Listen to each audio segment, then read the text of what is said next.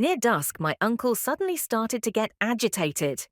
"Where's Roy?" he shouted, his ridiculously loud voice reverberating in our tiny shop. "I haven't been able to find him since I got back from my delivery." My quiet moment reading a book while I worked at the register was now ruined. "How should I know where he is?" I said sullenly.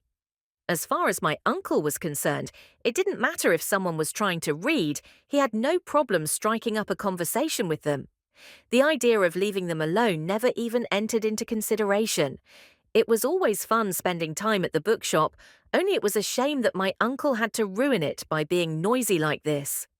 Back when I lived here, my uncle would go to the hospital to undergo treatment for his lower back, so we didn't actually overlap much at the shop. But now we were almost always here together, which meant that I had to interact with him constantly. It might seem harsh to think of my uncle as being in the way in his own shop, but he's the kind of person who gets riled up by the tiniest things, so these annoying outbursts happened at least once a day. "Roy was here the whole day until I went out." My uncle was walking around the shop making a commotion. Then he chased me away from the chair behind the counter where I'd been sitting and started desperately looking around. "I told you I didn't know. You must have left him somewhere." "Roy is as precious to me as my own life right now. I would never do such a thing." My uncle was still rattling on when he suddenly shouted and bolted up to the second floor. "That Momoko!" After a moment, my uncle came stamping down the stairs, clutching a brown-colored cushion to his chest. I can't think of any other adult I know who would make such a fuss over a single cushion like that.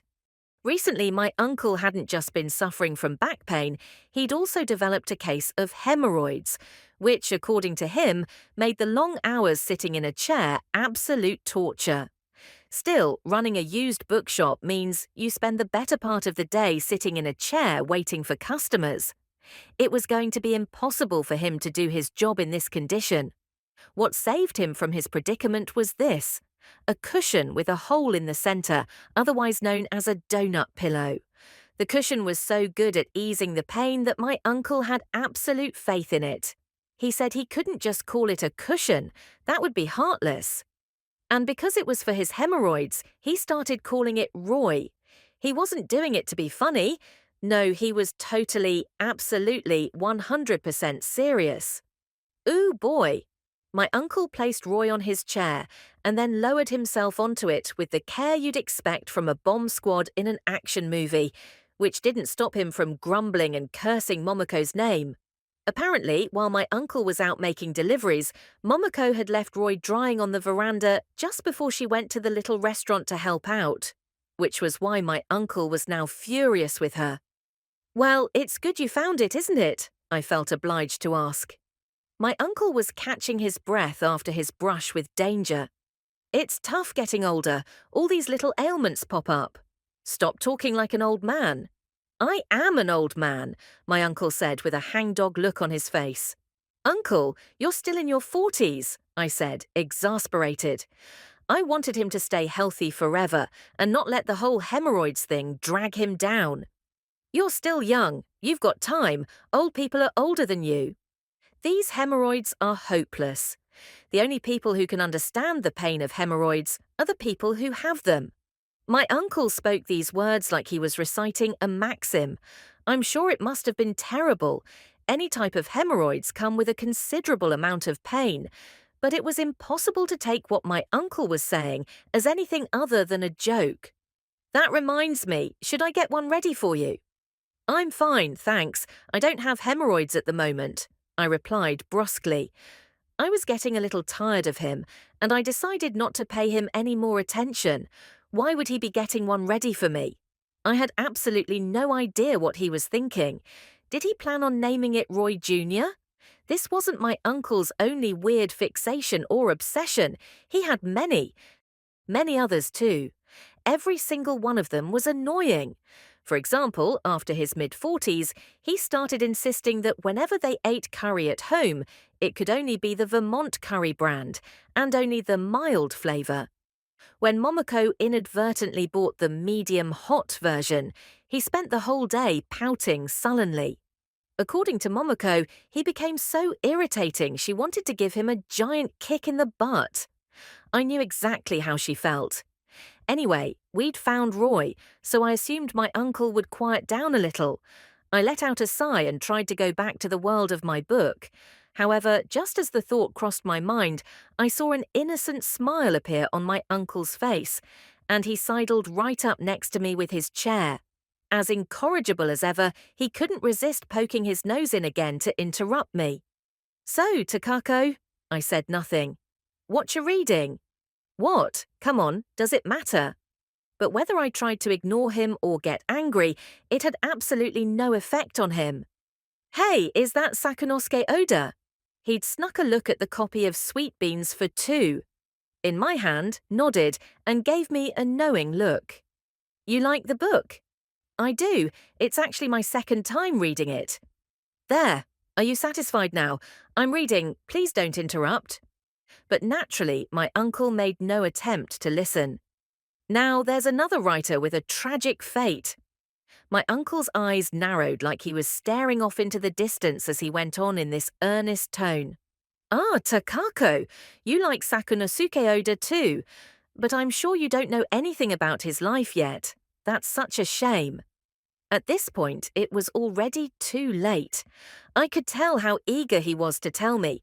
I knew there was no way he'd let me go until I'd listened to the whole story. My uncle knew an extraordinary amount about Sakunosuke Oda, his whole life, not just his books. When he liked a writer, he loved nothing more than to read their autobiographies, memoirs, biographies, collected letters, etc. It had nothing to do with the business of running a used bookshop. He did it purely to satisfy his own interest.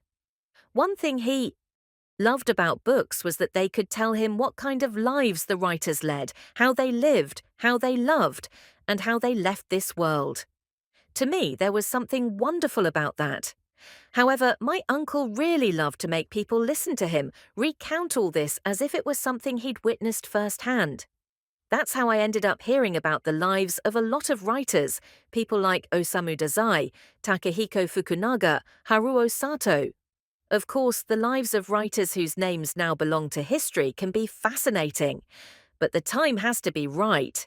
Sometimes I'm not in the mood to listen to all that. But my uncle doesn't care whether or not the time is right.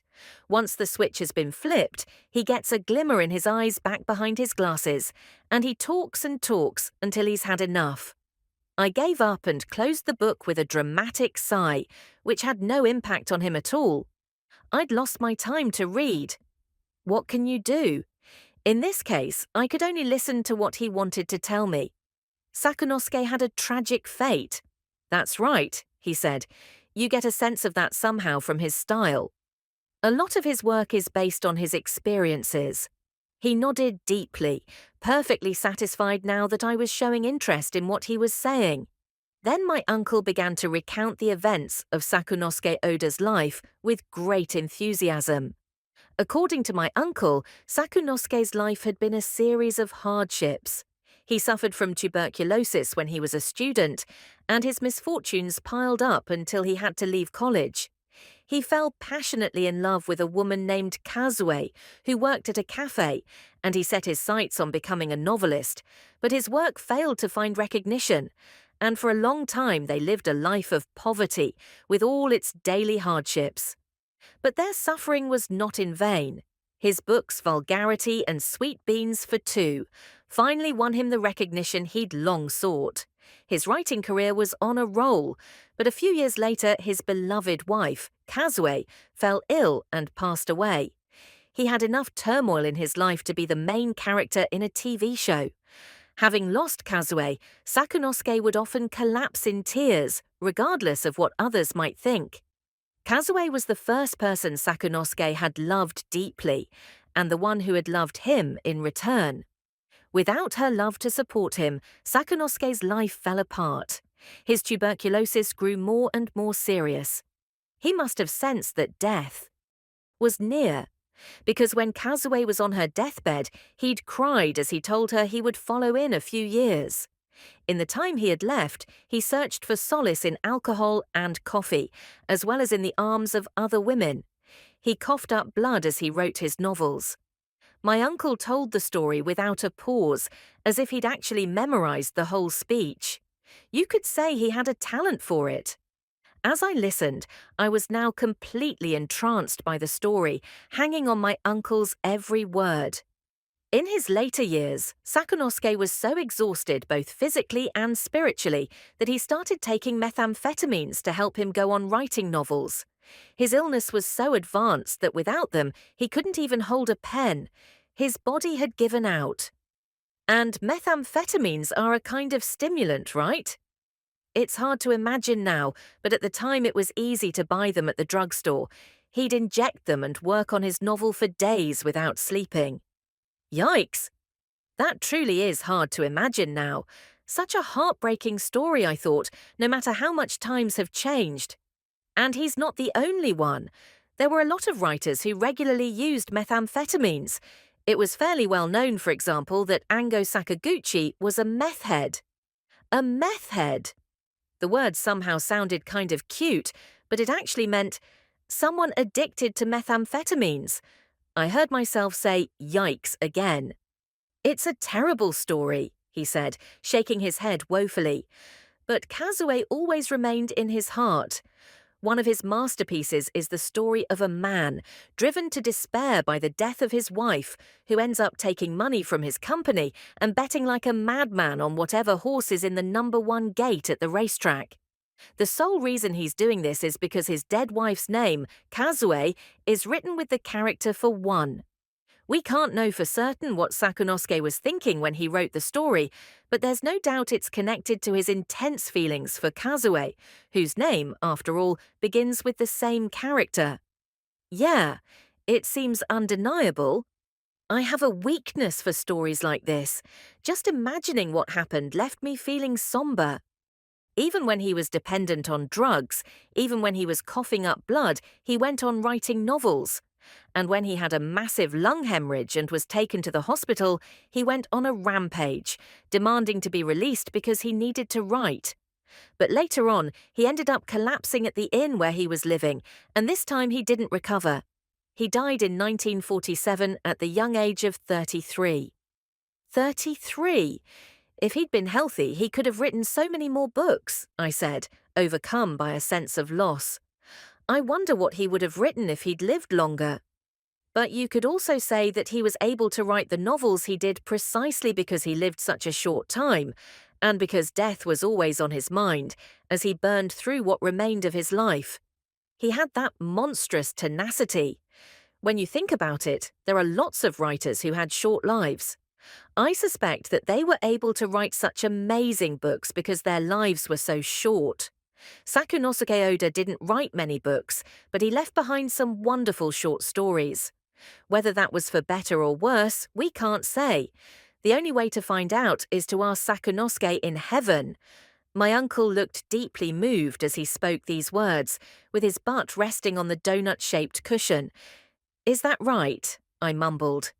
I glanced at the spines of the books lined up on the shelf. If you think about it, most of the authors of the books here are no longer alive. It's a little bit strange, don't you think? Their books are still with us, and we read them to this day and feel moved by them. It was true. So many of the people whose names lined the shelves here had long ago left our world behind. When I thought about it, I started to feel close to tears again. You're right. The way they shaped their feelings made them last. It's amazing, isn't it? And it's not just writers. All artists are incredible. We can learn so much from the work passed down to us from our ancestors. I nodded enthusiastically in agreement. It really is true. At some point, I realized the sun had set. Outside the windows, the world was shrouded in blue shadows. It was nearly time to close the shop. Somehow or other, my uncle had won me over, and I was drawn into his story. But it wasn't so bad after all, I said to myself, as I thought about the life of Sakunosuke Oda. I think that my uncle tried to study these authors' lives in such depth because he was trying to learn something from them, and lurking behind that desire was the hope that he might find a clue to help him understand his own life. From what I've heard, when my uncle was young, he went through a profound existential crisis. He agonized over it. So, in his 20s, he worked in Japan to save up money to travel, then put on his backpack and went wandering all over the world for months at a time, solo. When the money ran out, he came back to Japan and started over again. I guess you could say he was one of those guys who are searching for themselves. It might sound embarrassing to put it that way, but for someone like me who can't be bothered to do anything, the way my uncle was able to follow through on this plan without getting intimidated seems pretty cool. When I visited his house in Kunitachi, he showed me a picture of himself from those days. It looks like it was taken when he had just started traveling. In the photo, he's still a young man in his 20s. Since that was right after I was born, I'd never seen what he looked like at that age. In the picture, he's standing in a crowd in Nepal or India. My uncle couldn't remember. His face is stubbly, his cheeks are sunken in, and his skin tanned by the sun to a dark brown. He stares into the camera, the pupils of his eyes glinting darkly in the light. When I saw the picture, I ended up shouting, "Wow, you look like a totally different person." I really wasn't exaggerating. He had such a different air about him compared to the way my uncle is now. I was young then, that's almost 30 years ago. It's not just that. I don't know, there's something kind of amazing about you in that picture, I said, still staring intently at the photograph. That young version of my uncle seemed to be staring back at me. To think that that young man today made such a huge fuss because he couldn't find his cushion. Life is strange. Well, at the time, I was really troubled. When I wasn't travelling, I spent all my time reading. My uncle scratched the back of his head through his scruffy hair, chuckling to himself, like he was ready to laugh off the concerns of his former self. "Every time I look at that picture, it makes me laugh," Momoko said with a little cackle when she rejoined us. Somehow that was the only picture he took during the many years he spent travelling. I only took it because it was my first trip, and I got caught up in the moment. From then on, I didn't bring a camera when I was travelling, my uncle said dryly. Really? What a shame. Nah, what's the use of leaving a bunch of pictures behind? I guess that's one way of looking at it. Is this around when you met Momoko in Paris? I met your uncle later on, I think, Momoko said. At that point, he didn't look so terrible. There was more gentleness in his eyes. If he'd looked like this, I wouldn't have let him near me. I know it's me, but I look terrible. This guy looks like he's going to kill someone. After they said this to each other, they both doubled over laughing. Momoko pinched his cheek, and my uncle let her, as they roared with laughter. Momoko has a baffling tendency to pinch the cheeks of people she's close to. They're such a weird couple. But back in those days, my father and I didn't see eye to eye. We were constantly arguing. I have to admit, though, that I gave him nothing but trouble in those days. It's true. You and your father have totally different personalities.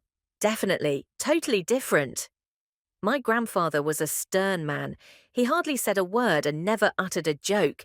His brow was always deeply furrowed. To him, being stern was a virtue. He even thought of it as a point of principle. According to what my mother told me, his wife died soon after his first marriage. He was already nearly 50 when he married my grandmother. Normally, you might think that since he was older, he would spoil his children, but my grandfather was not that kind of man. My mother and my uncle had quite a strict upbringing.